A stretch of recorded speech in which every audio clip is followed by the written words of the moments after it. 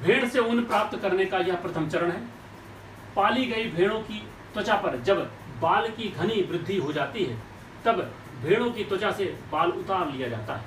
इसके लिए प्रायः मशीन अथवा हाथ की सहायता से, कैंची की सहायता से बाल उतारा जाता है। भेड़ों के बाल उतारने की प्रक्रिया प्रायः, जैसा मैंने पहले बताया था, ग्रीष्म काल में की जाती है अथवा गर्मी के मौसम में की जाती है, क्योंकि घने बाल एक कंबल की भांति कार्य करते हैं जो ठंड के समय भेड़ों की सुरक्षा करते हैं अधिक ठंड से। इसलिए प्रायः गर्मी में बाल उतारे जाने से ठंड से जो नुकसान होने वाला होता है, वातावरणीय दशा का जो कुप्रभाव पड़ने वाला होता है, वो उससे बच जाते हैं, सुरक्षा भी करते हैं। गर्मी के दिनों में भेड़ से बाल उतारे जाने पर ठंड लगने से इनके कष्ट सहने की संभावना नहीं होती। भेड़ों के बाल उतारने में भेड़ों को कष्ट इसलिए नहीं होता क्योंकि जैसे हमारे बाल, अगर हम बाल कटवाने जाते हैं तो क्या बच्चों हमें कष्ट होता है? नहीं। वैसे ही भेड़ों को भी बाल जब उतारा जाता है तो उन्हें किसी प्रकार का कोई कष्ट नहीं होता और उनके पालक इस बात का विशेष ध्यान देते हैं कि भेड़ों को किसी प्रकार का कोई कष्ट ना हो, क्योंकि भेड़ अगर स्वस्थ होंगे, अच्छे जाति के होंगे, अच्छी प्रकार से उनका रख रखाव होगा तो जो ऊन देंगे उससे हमारा ही तो फायदा होगा। तो ये जीविकोपार्जन का एक बहुत महत्वपूर्ण स्रोत है। इसलिए भेड़ के पालक भेड़ को किसी प्रकार का कोई कष्ट नहीं देते।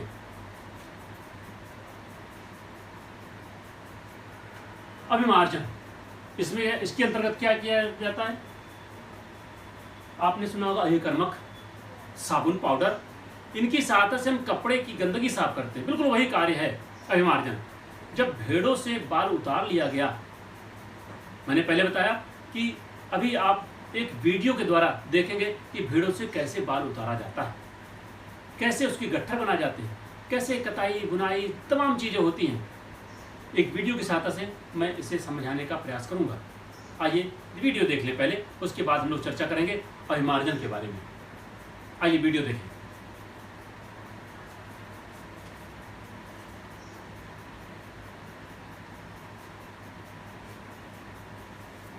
तो बच्चों, आपने वीडियो देखा, इससे जाना कि किस प्रकार से भेड़ों के शरीर से ऊन प्राप्त करते हैं, रेशे प्राप्त करते हैं और उससे रंगाई, पुताई, कटाई तमाम चरणों से होते हुए और वो हमारे लिए सुंदर वस्त्र निर्माण करने के लायक हो जाते हैं, योग्य हो जाते हैं। हम बात करें अभिमार्जन। भेड़ों के शरीर से जो बाल उतारे जाते हैं उनमें विभिन्न प्रकार की गंदगियां, धूल, कण, चिकनाई आदि होती है। तो उसमें बहुत सारी गंदगी होती है, उसे साफ करने की प्रक्रिया कहलाती है अभिमार्जन। इसके लिए बड़ी बड़ी पानी से भरी टंकियों का इस्तेमाल करते हैं, उनमें डाल दिया जाता है और भली भांति उसे धुला जाता है। जिससे होता क्या है,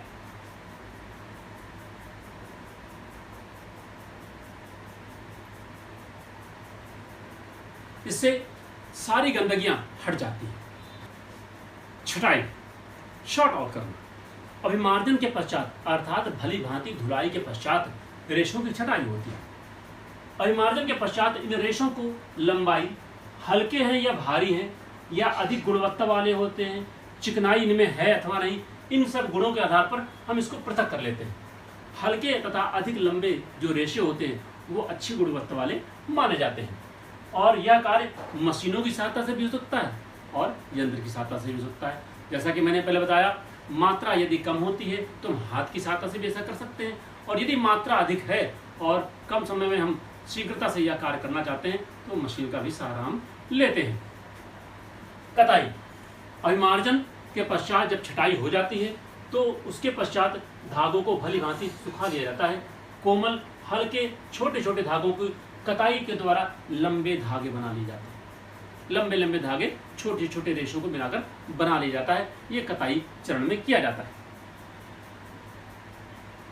रंगाई, भेड़, बकरी, ऊंट, गधे, याक, लामा आदि इनसे प्राप्त रेशे मुख्य रूप से काले, भूरे तथा अन्य सफेद रंग के भी हो सकते हैं, परंतु इसे भिन्न भिन्न रंगों में रंग करके हम इसे आकर्षक बना देते हैं, जिससे इसकी मार्केट वैल्यू, बाजार का भाव अच्छा मिलता है और हम जब इससे बने हुए वस्त्र को धारण करते हैं तो हम भी सुंदर और आकर्षक, दूसरों को अच्छे लगने वाले लगते हैं क्योंकि कहा जाता है कि आप रूप भोजन पर रूप श्रृंगार, अर्थात भोजन ऐसा भी हो, ऐसा होना चाहिए जो हमें अच्छा लगे, हमारे शरीर के लिए अच्छा हो, परंतु हमारे वस्त्र ऐसे हो जो औरों को अच्छा लगे। तो औरों को अच्छा दिखने की चाह बच्चों सब में होती है, तो हम चाहते हैं कि अच्छे सुंदर आकर्षक रंगों वाले गर्म कपड़े हम पहने, तो उसके लिए हम ऊन की रंगाई करते हैं। परंतु अधिक आकर्षक बनाने के लिए इन्हें विभिन्न रंगों में रंगा जाता है, इसे रंगाई कहते हैं, जिससे बाजार में उसके अच्छे मूल्य प्राप्त होते हैं तथा इन सब से बनने वाला गर्म कपड़ा अधिक आकर्षक और सुंदर दिखता है। ये सब चरण तो कंप्लीट हो गए। अब अंतिम चरण ऊनी धागा निर्माण। बच्चों, आप जानते हैं कि ऊन का धागा सामान्य धागों की तुलना में मोटा होता है, और यदि आपने ऊन को ध्यान से देखा है तो उनमें पतले पतले छोटे छोटे रेशे तमाम दिखते हैं। ऐसे छोटे छोटे नरम मुलायम रेशों को मिला करके मोटा धागा बनाते हैं, उसे कहते हैं ऊन। ऊनी धागा निर्माण, रंगाई के पश्चात रेशों से ऊनी धागों का निर्माण किया जाता है। इसमें अनेक लंबे लंबे रेशे अथवा धागे बनाकर उसे छोटे छोटे बड़े बड़े बंडल के आकार में लपेट लिया जाता है। ऊन के गोले बना लिए जाते हैं और फिर से मार्केट में ले जाते हैं, और अब ये ऊन हमारे उपयोग के लिए बिल्कुल तैयार हो चुका है, जिससे ट्रांसपोर्टेशन में काफ़ी सुविधा होती है। बच्चों, आपके स्क्रीन पर ये ऊन के तमाम गोले दिख रहे हैं, और हाथों से भी इसकी बुनाई हो सकती है वस्त्रों की, और मशीन की सहायता से भी। आपने घर में अपनी माँ, मम्मी, दादी, नानी, दीदी, इन सबको देखा होगा, सलाई कांटे से दो लंबे लंबे यंत्र की सहायता से ऊन को बुनते हुए कुछ स्वेटर, ग्लव्स, मोजा आदि बहुत सारे वस्त्र बनाते हुए आपने देखा होगा।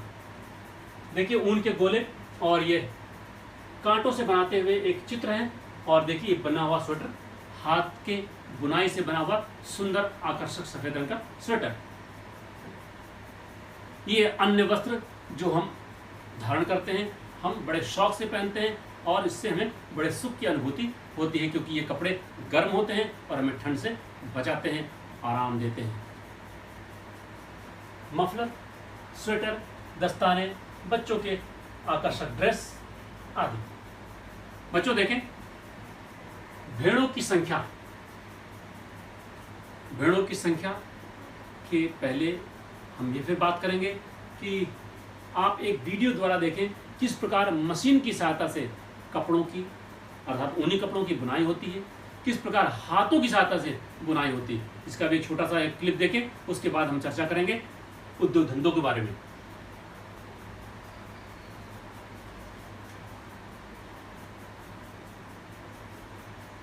तो बच्चों, आपने इस वीडियो द्वारा देखा कि किस प्रकार ऊन से सुंदर सुंदर वस्त्र बनाए जा सकते हैं, हाथ से भी और मशीन की सहायता से। अब देखें इस व्यवसाय में क्या संकट है, हमारे देश का अन्य देशों की तुलना में क्या स्थान है, आइए बात करें। भेड़ों की संख्या की दृष्टि से चीन और ऑस्ट्रेलिया के पश्चात भारत अर्थात हमारा देश तीसरे स्थान पर है भेड़ों की संख्या में। जबकि सबसे अच्छी क्वालिटी की जो भेड़ होती है या ऊन होती है वो कहाँ पाई जाती है? वो पाई जाती है न्यूजीलैंड की मेरिनो भेड़ में। मेरिनो भेड़ सबसे अच्छी क्वालिटी के ऊन देने वाले माने जाते हैं, जो न्यूजीलैंड में पाए जाते हैं। अन्य उद्योग की सहायता से हम बहुत सारे पैसे कमाते हैं, परंतु उन उद्योगों के अतिरिक्त उन उद्योग हमारे देश के विभिन्न क्षेत्रों में जीविकोपार्जन का एक महत्वपूर्ण साधन है, रोजी रोटी का एक महत्वपूर्ण साधन है। देशों में जो छटाई करने वाले कारीगर होते हैं उनके साथ इस उद्योग से जुड़ी हुई एक बड़ी खतरनाक समस्या भी आती है। जब किसी उद्योग से जुड़े हुए व्यक्तियों के साथ कोई ऐसी समस्या आती है तो उसे हम एक विशेष टर्मिनोलॉजी का नाम देते हैं, जिसे कहते हैं व्यवसायिक संकट। तो देखें ऊन उद्योग में क्या व्यवसायिक संकट है। ऊन उद्योग से जुड़े हुए जो लोग होते हैं उनमें मुख्य रूप से जो छटाई का कार्य करते हैं, छोटे छोटे धागों की छटाई करते हैं, उनमें एक विशेष प्रकार के जीवाणु का संक्रमण हो जाता है। लंबे समय तक कार्य करने से एंथ्रेक्स का संक्रमण होता है और वो संक्रमण बाद में एक घातक रोग में तब्दील हो जाता है, उसे कहते हैं सोट्स रोग। तो सोट्स रोग से गुजरना उन लोगों के लिए इसका व्यावसायिक संकट कहलाता है। इस व्यवसाय में यह एक व्यावसायिक संकट के रूप में, जोखिम के रूप में माना जाता है।